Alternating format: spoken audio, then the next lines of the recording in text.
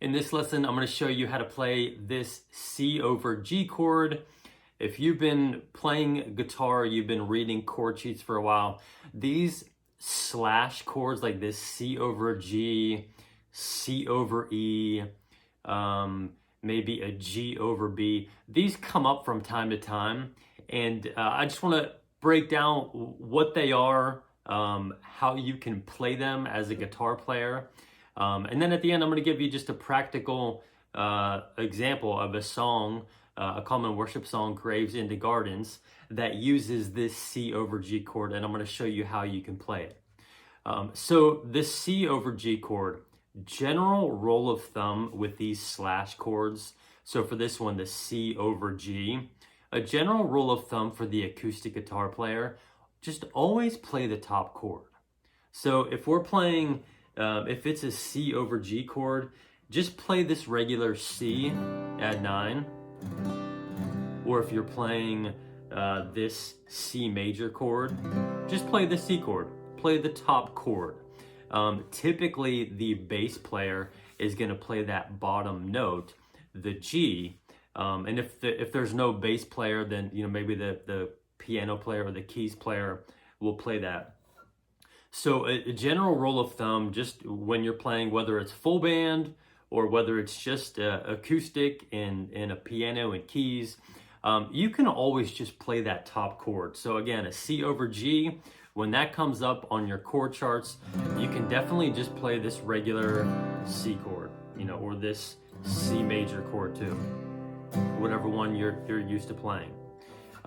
If you did want to, let's say you are in an acoustic set and maybe it's just you and a keys player, you and a piano player, or maybe it's just you, and you wanted to add this C over G chord in, just to add a little bit of different dynamics and a little different sound to the song, let me show you how you can play it. So we have the regular C chord here.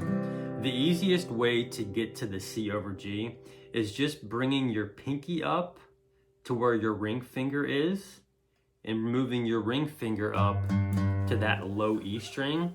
And you have both of those two on the same fret. So ring finger on the low E string, pinky finger right on that A string. And then you still have your middle finger where it normally is, pointer finger where it normally is. So that's probably the most common C over G chord. And then you can always slide that up to that D chord, which sounds really nice. So that's the most common way to do a C over G chord. Another way you can do a C over G chord is get back into your C major position.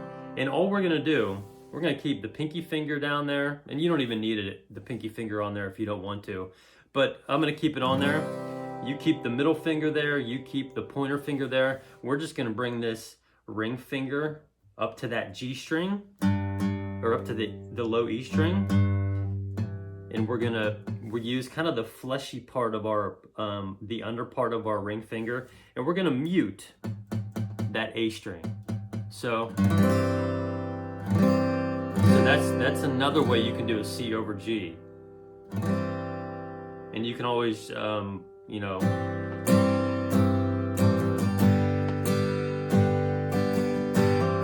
hammer onto that.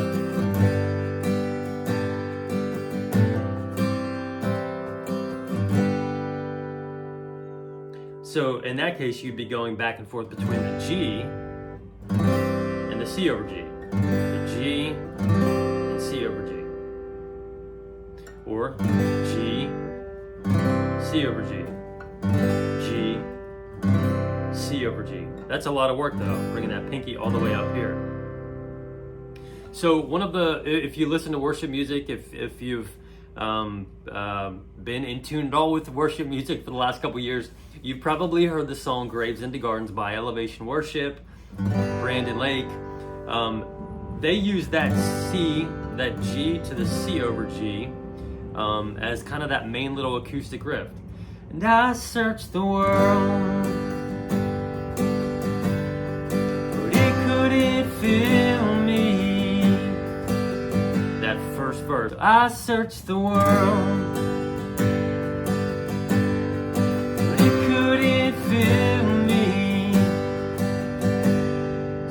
going from that G to that C over G. You could do it the other way too. I searched the world, but it couldn't fill me.